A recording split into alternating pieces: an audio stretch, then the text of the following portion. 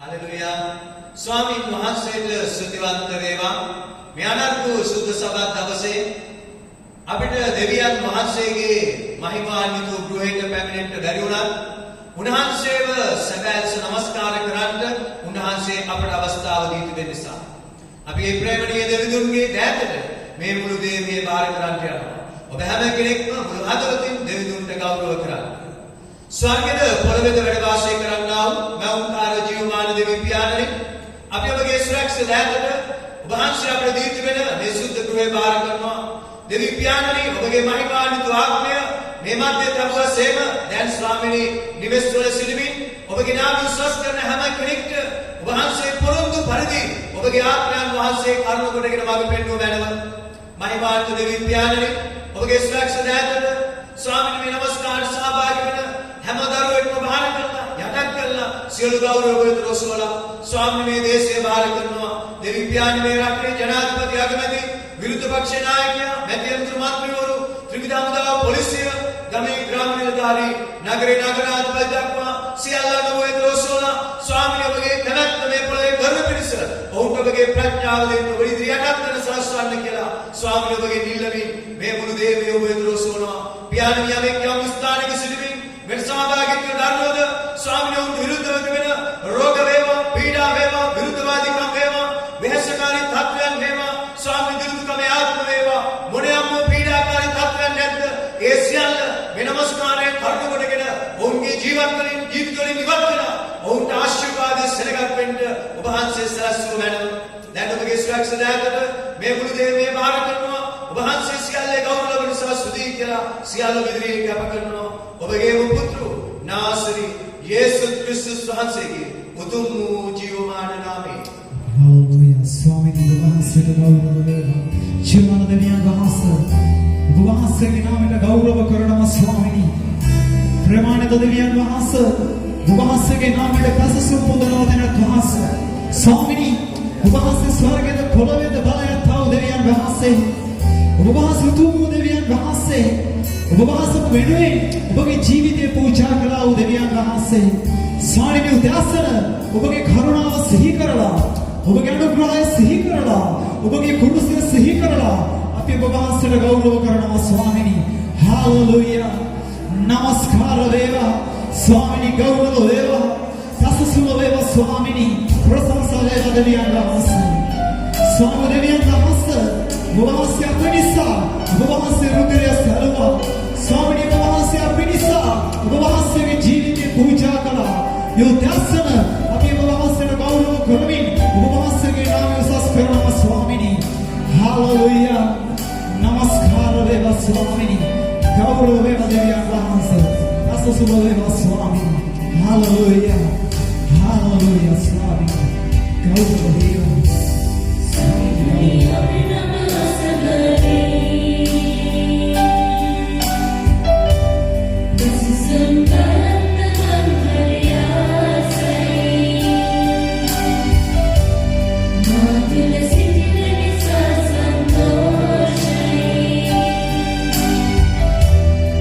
The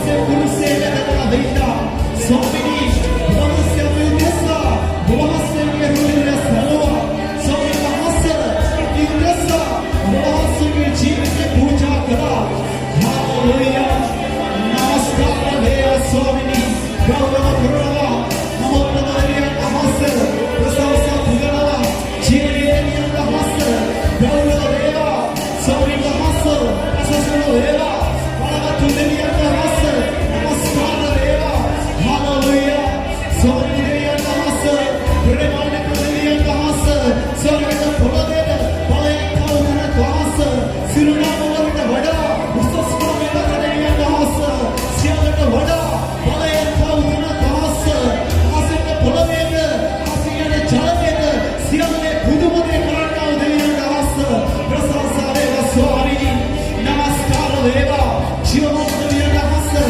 අසසුම වේවා ප්‍රේමාන්විත ස්වාමීනි ගෞරව වේවා ස්වාමීනි හාලෙලූයා ජීවමාන ස්වාමීන් වහන්සේ සිහි කරනවා වහන්සේගේ බලය ස්වාමීනි සිහි කරනවා ඔබ වහන්සේගේ ආධිපත්‍ය සිහි කරනවා ඔබ වහන්සේගේ මහෝත්තම භාවය සිහි කරනවා ඔබ වහන්සේගේ බල පරාක්‍රමය සිහි කරනවා ඔබ වහන්සේ කළා බුදුමගේ සිහි කරනවා ඔබ වහන්සේගේ ජීවිතවල කළා වූ බලවත් දේ සිහි කරමින් ඔබ වහන්සේ ගෞරව කරනවා ස්වාමීනි හාලෙලූයා නමස්කාර වේවා ස්වාමීනි අසසුම වේවා ස්වාමීන් වහන්සේ අසසුම වේවා නමස්කාර වේවා ස්වාමීනි හාලෙලූයා බලවත් දෙවියන් වහන්සේ ගෞරව වේවා බල පරාක්‍රම යාමනේ ප්‍රශංසා වේවා ස්වාමීනි විද්‍යාත් ස්වාමීන් ඔබ වහන්සේගේ නාමය උසස් කරනවා විද්‍යාත් ස්වාමීන් ඔබ වහන්සේගේ ගුණ වර්ණනා කරනවා විද්‍යාත් ස්වාමීන් ඔබ වහන්සේගේ බලය සිහි කරනවා හාලෙලූයා මන්දව වහන්සේ දෙවියන් වහන්සේ ඔබ වහන්සේ සියලු දෙයට වඩා උසස් වූ දෙවියන් වහන්සේ හාලෙලූයා ස්වාමීනි ගෞරව වේවා දෙවියන් වහන්සේ ප්‍රශංසා වේවා ශ්‍රාව්‍යයන් වහන්සේ නමස්කාර වේවා hallelujah hallelujah Oh Swamini, Gauraveva, Swamini, Seven days a week, Sami Lungiyaru, Samadana Namo, Samadivani, Omega Jesus, Sami Lungiyaru.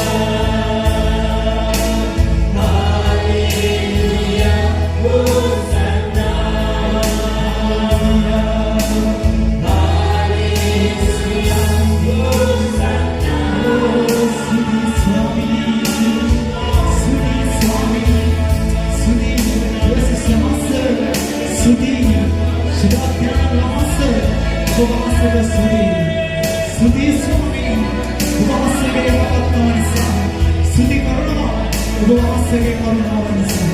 ස්තුති කරනවා ස්වාමීන් වහන්සේ. ස්තුති ස්වාමීන්. ස්තුති දෙවියන් වහන්සේ. ස්තුති යේසුස් වහන්සේ. ස්තුති ශුද්ධාත්මයන් වහන්සේ. හalleluya. ස්තුති වේවා. ස්තුති වේවා ස්වාමීන්.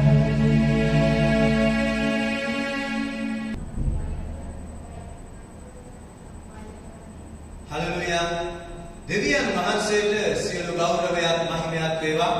මෙයන්තු සුද්ධ සබත් දවසේ දෙවියන් වහන්සේගේ මහිමේ වචනය දෙවියන් වහන්සේගේ සෙනඟ සමග බෙදා ගන්න දුන්නු කරුණාව නිසා. සෙනෙහවන්තය අද දවසේ දෙවියන් වහන්සේගේ වචනය සෝදානම් වෙන විට දෙවියන් වහන්සේ මට දුන්නා වූ තේමාව තමයි අපට සතුටුකම් කරන අය වෙනුවෙන් මොනවද අපට කරන්න පුළුවන්? අපට සතුටුකම් කරන අය වෙනුවෙන් මොනවද අපට කරන්න පුළුවන්? ශුද්ධ ලියවිල්ලේ හේබ්‍රෙව් පොතේ 12 වෙනි පරිච්ඡේදයේ 14 වෙනි පදය මේ ආකාරයට කියනවා. සියල්ලන් සමග සමාදානයේ සිටින්නත් සුද්ධකම නැතුව කිසිවෙක් ස්වාමින් වහන්සේ නොදන්නා බැවින් සුද්ධකම අනුව යන්නත් උත්සාහ කරපල්ලා. සෙනෙහවන්තය අපේ ජීවිත ගමනේදී අපට හමු වෙන්නේ යහපත් අය විතරක් නෙවෙයි. අයහපත් අය, නපුරු අය, කපටි අය, සතුරෝ වගේ අය, අපව වේදනාවට දුකට පත් කරන අය, අපහසුවට පත් කරන අය, එවැනි අය සමග කොහොමද අපි ගනුදෙනු කළ යුත්තේ? මට මතකයි මම පොඩි කාලේ මගේ තාත්තා ජීවත්ව සිටියේදී එයා ධනවතෙක් නෙවෙයි, එයා සාමාන්‍ය කෙනෙක්. හැබැයි ඔහු නිතරම ඔහුට විරුද්ධව යමෙක් ක්‍රියා කළත් වැඩ කළත් ඔහු යම් මොහොතක ඇවිල්ලා උපකාරයක් ඉල්ලුවොත් ඔහු ඒ උපකාරය අනිවාර්යෙන් කරනු ලැබුවා. ඒ විතරක් නෙවෙයි, මම පුංචි කාලේ මගේ තාත්තා නිතරම කියන දේ තමයි සතුරෙක්ට උනත් කෑම වේලක් එහෙම නැත්නම් මම කන කෑම වේල උනත් මම දෙනු ලබනවා කියලා. සෙනෙහවන්තය ඉස්සර නම් මම මේකට වැඩිපුර කැමැත්තක් දැක්ුවේ නෑ. මට මතකයි මගේ තාත්තා දෙවියන් වහන්සේ වෙතට කැඳවන වෙලාවේදී මම ලංකාවේ හිටියේ නෑ. නමුත් දෙවියන් වහන්සේ වෙතට කැඳවන දවස් දෙකක් ඇතුළත මම ලංකාවට ආවා. අපේ ගෙවල් ගාව කඩේ මුදලාලි ඒ වෙලාවේදී ඇවිල්ලා මාත් එක්ක කිව්වා තාත්තා දවසක් බඩු ගන්න ඇවිල්ලා මාර්සාලි නැතුව රුපියල් 20ක් කඩේට ණය වුණා. හැබැයි මේ මැරෙන දවසේ සවස කඩේට ඇවිල්ලා ඒ රුපියල් 20 දීලා කිව්වා මම කිසිවෙකුට ණයව මැරෙන්න කැමති නැහැ කියලා. සෙනෙහවන්තය මගේ තාත්තා මට ඒ කිව්වා වූ කාරණා බොහොමයක් අද දවසේ දෙවියන් වහන්සේගේ සේවය කරන්න මට මහත් වූ ආශිර්වාදයක් වෙලා තිබෙනවා. සෙනෙහවන්තය ශුද්ධ ලියවිල්ල හේබ්‍රෙව් පොතේ 12 වෙනි පරිච්ඡේදයේ 14 වෙනි පදයේ කියනවා සියල්ලන් සමග සමාදානයේ සිටින්නත් සුද්ධකම නැතුව කිසිවෙක් ස්වාමින් වහන්සේ නොදන්නා බැවින් සුද්ධකම අනුව යන්නත් උත්සාහ කරපළා. සෙනෙහවන්තය අපි කොහොමද සියල්ලන් සමග සමාදානයෙන් ඉන්නේ? සතුරෝව තියාගෙන වෛර කරන අය සමග කොහොමද අපි දෙවියන් වහන්සේ ඉදිරියේ සිටගන්නේ? සෙනෙහවන්තය ගීතාවලියේ 35 වෙනි පරිච්ඡේදයේ පැහැදිලි කරනවා කොහොමද අපි සතුරෝ ඉදිරියේ එහෙම නැත්නම් සතුරන් සමග ගනුදෙනු කරන්නේ කියලා. නමුත් සෙනෙහවන්තය මේ ගීතාවලිය 35 වෙනි පරිච්ඡේදය තනිවම කියවන විට ඒක අපිට පැහැදිලි අවබෝධයක් ගන්න පුළුවන් කමක් නැහැ. නමුත් ශුද්ධ ලියවිල්ලේ 2 සාමුවෙල් 17 වෙනි පරිච්ඡේදයේ කියවන විට අපිට පැහැදිලි වෙනවා මේ ගීතාවලිය 35 වෙනි පරිච්ඡේදයේ මොනවද කියන්නේ කියලා. සෙනෙහවන්තය 2 සාමුවෙල් 17 වෙනි පරිච්ඡේදයේ කතා කරන්නේ දාවිද්ගේ පුත්‍ර අබිසලෝම් දාවිද්ට විරුද්ධව ක්‍රියා කිරීම ගැන. සෙනෙහවන්තය දාවිද්ට විරුද්ධව මේ ක්‍රියා කිරීම දෙවන සාමුවෙල් පොත අධ්‍යයනය කළ 17 වෙනි පරිච්ඡේදය අධ්‍යයනය කළා ගීතාවලිය 35 වෙනි පරිච්ඡේදයේ කියවන විට අපිට පැහැදිලි භාවයක් එනවා. සැබෑ වූ හදවතට පණිවිඩයක් එනවා. මොකක්ද මේ ගීතාවලිය 35 කියන්නේ කියලා. සෙනෙහවන්තය මේ 2 සාමුවෙල් 17 වෙනි පරිච්ඡේදයේ කතා කරන්නා වූ පුද්ගලයෙක් තමයි අබිතෝපෙල් කියන මිනිසයා. මේ අබිතෝපෙල් කියන මිනිසයා ඔහු ඇවිල්ලා දාවිද් සමග ගොඩාක්ම ළඟ ඇලුම්ව සිටියා වූ කෙනෙක්. ඒ විතරක් නෙවෙයි දාවිද්ගේ ප්‍රධාන යුද නායකයෙක්. මේ අබිතෝපෙල් කරුණ කොටගෙන දාවිද් බොහෝ යුද්ධවලින් ජයගනු ලැබුවා. සෙනෙහවන්තය ශුද්ධලියවිල්ල පෙන්වා දෙන ආකාරයට මේ දාවිද්ගේ පුත්‍රෝ අබිසලෝම් දාවිද්ට විරුද්ධව යුද්ධ ප්‍රකාශ කරන වෙලාවේදී මේ අබිතෝපෙල් කියන ප්‍රධාන නායකයා දාවිද්ව අත්හැරලා අබිසලෝම් සමග ගමන් කරනවා. සෙනෙහවන්තය මේ තත්ත්වය දාවිද්ට ඉතාම අමාරු පීඩාකාරී තත්ත්වයක් බවට පත් වුණා. ඒකට හේතුව තමයි ශුද්ධලියවිල්ල 2 සාමුවෙල් 16 වෙනි පරිච්ඡේදයේ 23 වෙනි පදයේ කියනවා ඒ දවස්වලදී අබිතෝපෙල් දුන් මන්ත්‍රණය මිනිසෙකු විසින් දෙවියන් වහන්සේගේ මුඛයෙන් විචාරීමක් මෙන් විය. දාවිද්ට අබිසලෝම්ට අබිතෝපෙල්ගේ සියලු මන්ත්‍රණ එයාකාරව තිබුණේය. සෙනෙහවන්තය මේ තරම් දාවිද්ට ඇලුම්ව සිටිය අබිතෝපෙල් 2 සාමුවෙල් 17 වෙනි පරිච්ඡේදයේ කියනවා දැම්ම ගිහිල්ලා අබිසලෝම්ට කියනවා දැම්ම ගිහිල්ලා දාවිද්ව මරන්න. සෙනෙහවන්තය මේ වෙලාවේදී අපි දකිනවා දාවිද් මොන තරම් අපහසුතාවයකට පත් වෙනවද කියලා. ඔහු ළඟම හිටිය ඔහුගේ මිත්‍රය, ඔහුගේම පුතා ඔහුව මරන්න කියලා සූදානම් කරනවා. සෙනෙහවන්තය 2 සාමුවෙල් 17 වෙනි පදයේ ඔබ කියවලා බලන්න. ඒ වෙලාවේදී කියනවා දෙවියන් වහන්සේ විසින් අබිසලෝම්ව දාවිද්ව මැරීමෙන් බලාපොරොත්තු වෙනවා කියලා. දෙවියන් වහන්සේ දා වැළැක්වුවේ නැත්නම් එච්චර දුර එන්නේ නැතුව එදා දවසේ දාවිද් මරණයටපත් වෙන්න තිබුණා. සෙනෙහවන්තය මෙන්න මේ අවබෝධය ඇතුව අපි ගීතාවලිය 35 වෙනි පරිච්ඡේදයට ගමන් කළාම අපිට පුළුවන්කම තිබෙනවා අපිට සතුටුකම් කරන අය වෙනුවෙන් මොනවද අපි කළ යුත්තේ කියන පිළිතුර සොයාගන්න. සෙනෙහවන්තය ගීතාවලිය 35 වෙනි පරිච්ඡේදයේ පළවෙනි පදයේ ඊටම පැහැදිලිතාවයක් ගැන මොකද කියන්නේ? ස්වාමීනි මා සමග විවාද කරන්න සමග විවාද කළ මැනව. මට විරුද්ධව යුද්ධ කරන්නට විරුද්ධව යුද්ධ කළ මැනව. සෙනෙහවන්තය පටන් ගැනීමේදී කියනවා ස්වාමීනි මම වෙනුවෙන් යුද්ධ කරන්න. ඒකෙන් මොකක්ද අදහස් කරන්නේ? අපිට පැහැදිලි වෙන්නා වූ සත්‍යතාවය තමයි දාවිද් ගමන් කළා වූ අමාරු තත්ත්වය. ඒ විතරක් නෙවෙයි දාවිද් ඒ වන විට කොහොමද ගමන් කළේ? මරණ සෙවණේ මිටියාවතේ සෙනෙහවන්තය මරණ සෙවණේ දොරකොඩ තමයි ඔහු ගමන් කළේ. සෙනෙහවන්තය අපේ ජීවිතේ අපිට මේ සතුරෝ වගේ අය හමු වෙනවා. හේතුවක් ඇතුව හෝ නැතුව හෝ අපිව අල්ලගන්න විනාශ කරන්න උත්සාහ කරන්නා වූ අය අපිට හමු වෙනවා. ඒ වෙලාවේදී මොනවද අපි කළ යුත්තේ? නමුත් සෙනෙහවන්තය අපි මොනවද කළ යුත්තේ කියලා හොයන අතරේ හේබ්‍රයුදේ 14 මොකද කියන්නේ? දෙවියන් වහන්සේ ඉදිරියේ සිට ගන්න නම් සියල්ලන් සමග සමාදානයෙන් ඉන්න ඕන. මාව අල්ලන්න, මරන්න, විනාශ කරන්න, මගේ පස්සෙන් පන්නන්නගෙන මිනිස්යන් මම මොනවද කරන්නේ? සෙනෙහවන්තය ගීතාවලිය 35 වෙනි පරිච්ඡේදය නැවත නැවතත් ඔබට මට ඒකට අනර්ග උත්තරයක් දෙන්න යනවා. පළවෙනිම කාරණාව තමයි ප්‍රථමයෙන් ඔහු කලේ දෙවියන් වහන්සේට යාඥා කරන එක. පළවෙනි පදේ ඉඳලම මොනවද තිබෙන්නේ? යාඥාව. දාවිද් යාඥා කරනවා දෙවියන් වහන්සේ වෙනුවෙන් දාවිද් කියනවා දෙවියන් වහන්සේ මා වෙනුවෙන් යුද්ධ කරනවා කියලා. ඔහු විශ්වාස කළා ඔහු වෙනුවෙන් දෙවියන් වහන්සේ යුද්ධ කරන්න යන බව. දෙවියන් වහන්සේ මම වෙනුවෙන් යුද්ධ කරනවා කියන ඇදහිල්ල ඔහු තිබුණ සෙනෙහවන්තේ.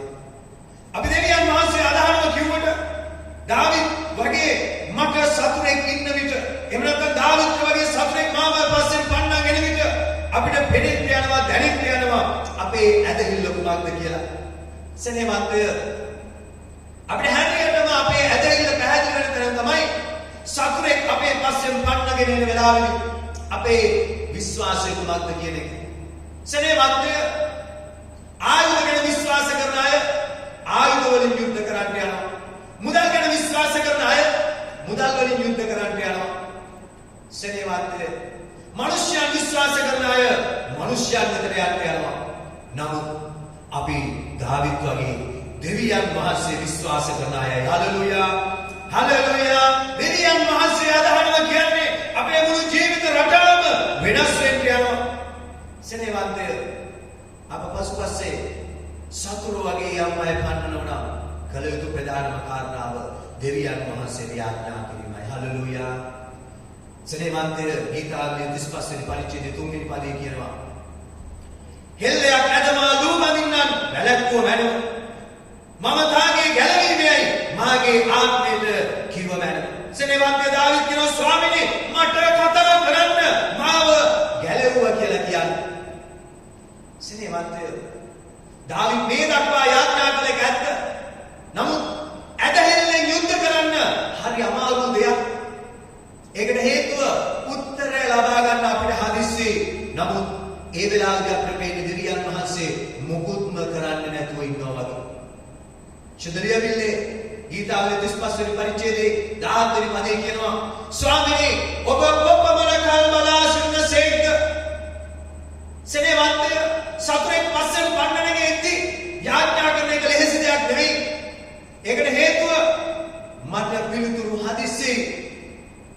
ඒ වගේම 19 වෙනි පදේ 22 වෙනි පදයේ බැලුවම මේ දාවිද් යාඥා කළාට ඔහුගේ සිත හරිම කලබලකාරී. සෙනෙවන්තය දෙවියන් වහන්සේගේ අපි දන්නවා යාඥා කරන එක ඇත්ත. නමුත් සතුරෙක් පස්සෙන් පන්නගෙන එන විට සතුරෙක් අපිට විරුද්ධව සැලසුම් කරන විට යාඥා කරාට සිත කලබලයි. සිත කලබල වුණත් අපිට යම් රහසක් මේකේ දකින්න පුළුවන්. මොකක්ද? දාවිද් තමාගේ සතුරන් එහෙම නැත්නම් තමාට විරුද්ධ වෙන අය දෙවියන් වහන්සේගේ අතට බාර කරනු ලබනවා. බොහෝ වෙලාවට අපිට තියෙන ප්‍රශ්නය තමයි අපි ඇයි වෙහෙසටපත් වෙන්නේ? සතුරෙක් වැනි අය අපේ පස්සෙන් පන්නගෙන එන විට අපිට විරුද්ධව ක්‍රියා කරන්න එන විට අපි අපේ ශක්තිය ප්‍රමාණය මත ඒක උත්තර දෙන්න යනවා. අපේ ශක්තිය තරමට අපි ඒකට පිළිතුරු සොයන්න යනවා. මොකද්ද වෙන්නේ? ප්‍රශ්නය තවත් ගැඹුරු තත්ත්වයකටපත් වෙන්න යනවා. නමුත් සෙනෙවන්තය දාවිද් එහෙම කළේ නැහැ. දාවිද්ගේ ළඟින් හිටිය මිත්‍රයෝ දාවිද්ගේ පුත්‍රයා මේ වෙලාවේ සෙනෙවන්තය දාවිද් ඔවුන්ට විරුද්ධව කිසිවක් කළේ නැහැ. 6 වෙනි පදේ කියනවා ඔවුන්ගේ මාර්ග අඳුරු වෙලා ඔවුන්ට ලිස්සලා විනාශ වෙලා යනවා. දාවිද් ගමන් කරන්නේ පුදුම අමාරු තත්වයක තමාව මරන්න හදන තමාගේ ළඟින්ම සිටින මිනිසයා ඉදිරියේ දාවිද් දෙවියන් වහන්සේට කියන ස්වාමීනි ඔවුන්ගේ මාර්ග අඳුරු කරන්න ඒවා ලිස්සලා යන්න සලස්වන්න. සෙනෙවන්තය අපි දකිනවා ගීතාවේ 35:12 සාධාරණ මාගේ ආත්මය අසන්න වන ලෙස ඔහු මට යහපත වෙනුවට නපුර කෙරෙන්නේ මම වනාහි ඔවුන් රෝගාතුරු කල ගෝණෙහිදී ඇත්තමි නිරාහාරව සිටීමෙන් මාගේ ආත්මයට පීඩා කරගතිමි. සෙනෙවන්තය මොකක්ද කියන්නේ? දාවිද් කියනවා දෙවියන් වහන්සේ බලන්න මම මොහොන් රෝගී වුණාම මම මොහොන් වෙහෙසටපත් වුණාම මම මොහොන් වෙනුවෙන් මගේ ශරීරය පීඩා කරගෙන නිරාහාරව ගෝණෙ ඇඳගෙන මම මොහොන් වෙනුවෙන් යාඥා කළා. නමුත් දෙවියන් වහන්සේ ඔවුන් අද මා පසුපස එනවා. ඔවුන් මාව මරන්න පන්නනවා. සෙනෙවන්තය නමුත් අපි දැක්ක යුතු රහස තමයි මේ දාවිද් අබිතෝපෙල්ට අබිසලෝම්ට විරුද්ධව කිසිවක් කරනු ලැබුවේ නැහැ. අපි දකිනවා අබිසලෝම් යෙරුසලම අල්ලගන්න වෙලාවේදී දාවිද් අබිසලෝම් යෙරුසලම අත්හැරලා පිටව යන්න යනවා. ඇයි? දාවිද් තීරණයක් තිබ්බා. දාවිද් විශ්වාස කළා මේක දෙවියන් වහන්සේගෙන් නෙවෙයි නම් දෙවියන් වහන්සේ නැවතමාව යෙරුසලමට හැරියෙන්න සලස්වයි. නමුත් දෙවියන් වහන්සේ මගේ වරදට දඬුවමක් ලෙස මට මේක දීලා තිබෙනවා නම් මම මොනතරම් යුද්ධ කළත් ප්‍රයෝජනයක් වෙන්න යන්නේ නැහැ. ඒ විතරක් නෙවෙයි සෙනෙවන්තය ශුද්ධලියවිල්ල කියවන විට පේනවා යෙරුසලමෙන් දාවිද් පැන යන වෙලාවේදී ඒ යුද්ධ යන වෙලාවේදී ඉතාම භයානක තත්ත්වයක්. ඒ වෙලාවට තමයි අබිතෝපෙල් කියන්නේ දැන් ගිහිල්ලා මරන්න මේකයි අවස්ථාව කියලා. සෙනෙවන්තය දාවිද් ජීවත් වෙනවද මරනවද? රජකම මටද අබිසලෝම්ටද කියන වගකීම දෙවියන් වහන්සේට බාර දුන්නා. ඒ විතරක් නෙමෙයි. ඔහුගේ සතුරු ඔහු විසින් දෙවියන් වහන්සේට බාර දුන්නා. මේක පුදුම ඇදහිල්ල. අපි දෙවියන් වහන්සේ අදහනවා කියනවා. නමුත් සතුරන් අපේ පස්සෙන් එන වෙලාවේදී දෙවියන් වහන්සේ ඇත්තටම විශ්වාස කරනවද? විශ්වාස කරලා සියල්ල දෙවියන් වහන්සේට බාර දෙනවද? ඒකයි සෙනෙවන්තේ සැබෑව ඇදහිල්ල. ඒකයි ඇත්තටම දෙවියන් වහන්සේ විශ්වාස කිරීම කියලා කියන්නේ. අපි එහෙම කරන්න ඕන. එවිටයි දෙවියන් වහන්සේ ක්‍රියා කරන්න යන්නේ. ඇයි සමහර අයගේ ජීවිතවල දෙවියන් වහන්සේගේ ක්‍රියාව නැත්තේ? ඔවුන් දෙවියන් වහන්සේට බාර කරන්නේ නැති නිසා. දෙවියන් වහන්සේ ඇත්තටම විශ්වාස කරලා බාර කරන්නේ නැති නිසා දෙවියන් වහන්සේට ක්‍රියා කරන්න පුළුවන් කමක් නැහැ. සෙනෙවන්තය අපි දකිනවා මේ දාවිද් කෙරෙහි තිබෙන ඇදහිල්ල. එනත දාවිද් තුල තිබෙන ඇදහිල්ල අනර්ථ ඇදහිල්ල. මෙච්චර භයංකර තත්ත්වයක් නැත්තේ පවා දාවිද් ප්‍රශංසා කරනවා. සුදලේවිල ගීතාව 35 කියනවා මාගේ දිව ඔබේ ධර්මිෂ්ඨකම ගැනද ප්‍රශංසාව ගැනද දවස මුළුල්ලේ කතා කරන්නේ. ආමේන්. මිත්‍රයෙක් සතුරෙක් කළා මරන්න වෙනවා ප්‍රශංසා කරන්න පුළුවන්ද? පුළුවන් සෙනෙවන්තේ. අපේ ජීවිතය තුළදී කපටි ඒ වගේම බොරුකාර වංචාකාර වංචනික දේවල් කරන අපෙන් බොහෝ දේවල් පැහැරගෙන යන අපිව වට්ටන්න හදමින් රවට්ටන්න බොරු කියමින් අපිව මරන්න හදන එවැනි අය හම් වෙනව නේද? පුදුම වේදනාකාරී දෙයක්. හමු වෙන්න කවදාවත් කැමති නැති අය අපිට හමු වෙනවා. මොනතරම් වේදනාවක්. සමහරවිට අපිට හිතෙන්න පුළුවන් අනේ මගේ ජීවිත කාලයේ මුල ඉඳලම මට හමුුනේ නරකම අය. මම මගේ ජීවිත කාලෙම දුක් විඳා වෙහෙසටපත් වුණා. නමුත් සෙනෙවන්තය මම ඔබට රහසක් කියන්න යනවා. ඒ සියල්ලන්ට වඩා ඔබට ස්වාමී වූ යේසුස් ක්‍රිස්තුස් වහන්සේ දැන් හමු වෙලා තිබෙනවා. ඒ හමුුනාම ඔබ අකමැති වූ සියලු දෙනාටම වඩා උතුම් වූ යේසුස් ක්‍රිස්තුස් වහන්සේ ඔබට හමු වෙලා තිබෙනවා සෙනෙවන්තය. යේසුස් වහන්සේ පුද්ගලිකව හමුුණා. උන්වහන්සේට අලුම් වුණා. උන්වහන්සේ සමග ගමන් කරන්න පටන් ගත්තම සුද්ධ ලියවිල්ල කියනවා හබක්කුක් පොතේ 3 වෙනි පරිච්ඡේදයේ 17 සහ 18. අත්තිකගස දලු නොනැව මුද්‍රික වැල්වල කලගාව නොතිබුණා. ඔලිව ගසේ පළ හට නොගත්තා. කෙත් වලින් භෝග නොලැබුණා. ගාලේ එළිවටුන වල සිතලබුණු ලැබුවා. පට්ටිවල ගවයන් නැතිව ගියා. මම වනාහි ස්වාමීන් කෙරෙහි සන්තෝෂ වන්නෙමි. මාගේ ගැලවීමේ දෙවියන් වහන්සේ කෙරෙහි ප්‍රීති වන්නෙමි.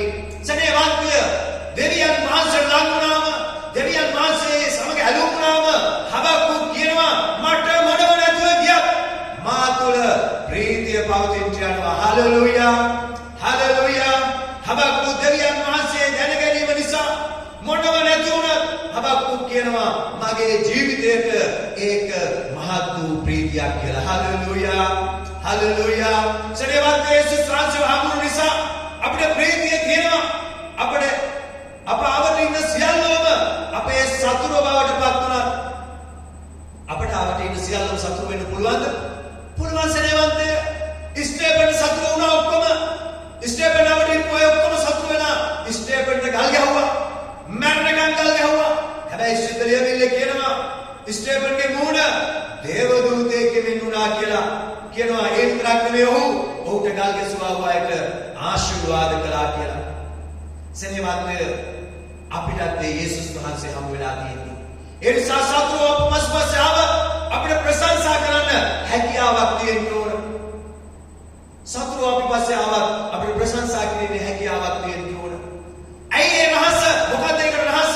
සෙනෙවන්තය සුද්ධ ලියවිල්ල අපිට කියනවා දාවිද්ව මරන්න සතුරු එද්දී දාවිද් විශ්වාස කළ දෙවියන් වහන්සේ දාවිද්ට ඒ දෙවියන් වහන්සේ ලෙසමයි පෙනුනේ. දාවිද්ගේ විශ්වාසය ඒ නිසා දෙවියන් වහන්සේ ඒ ආකාරයට ඉෂ්ට කළා.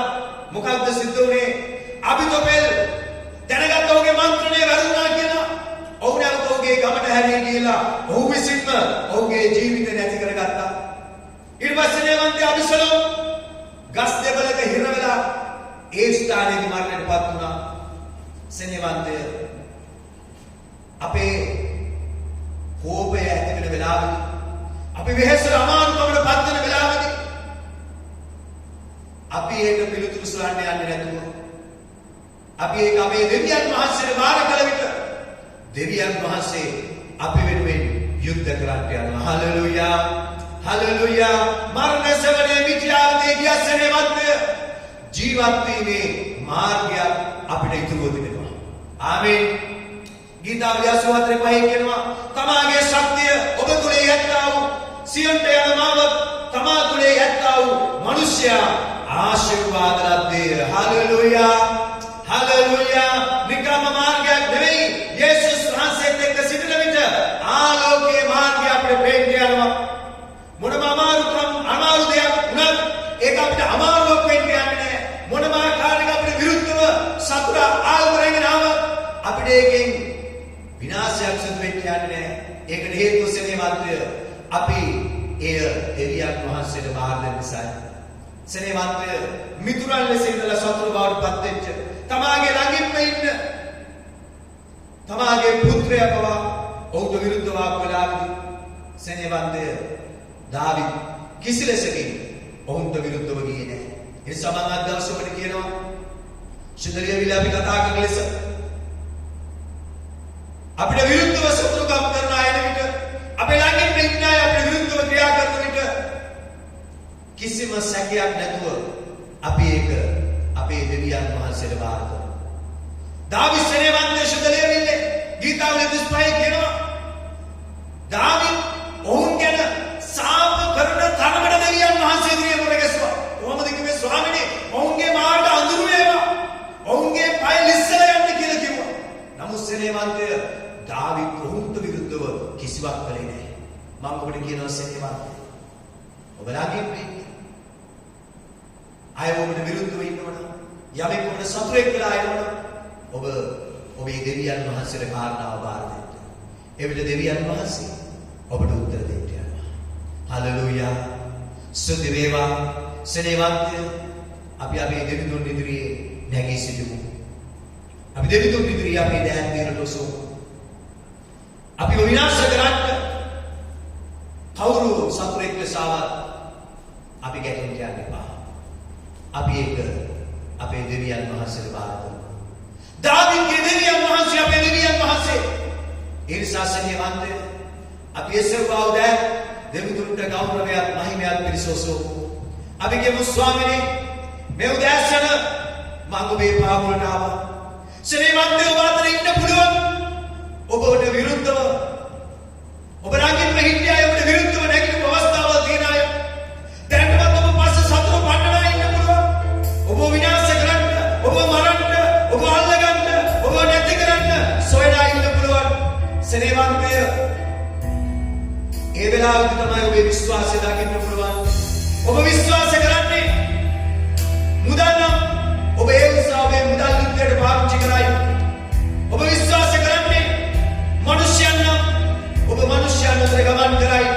ඔබ විශ්වාස කරන්නේ ආයුධ නම් ඔබ ඒ උසාවේ පාවිච්චි කරයි. නමුත් මම ඔබට කියනවා ඔබ මම විශ්වාස කළ යුත්තේ සර්ව බලධාරී දෙවියන් වහන්සේ. ඒ දෙවියන් වහන්සේ දාවිද් වෙනුවෙන් යුද්ධ කළාසේම ඔබ මා වෙනුවෙන් යුද්ධ කරන්න යනවා. ඒ නිසා මේ යුද්ධය අපේ නොවන බව ඒක දෙවියන් වහන්සේගේ බවත් විශ්වාස කළා. අපි දෙවියන්ට සියල්ල වාර කරමු. හalleluya. ගෞරව වේවා ස්වාමිනේ. මහිමය වේවා. ප්‍රශංසා වේවා. ප්‍රශංසා වේවා. ප්‍රශංසා වේවා.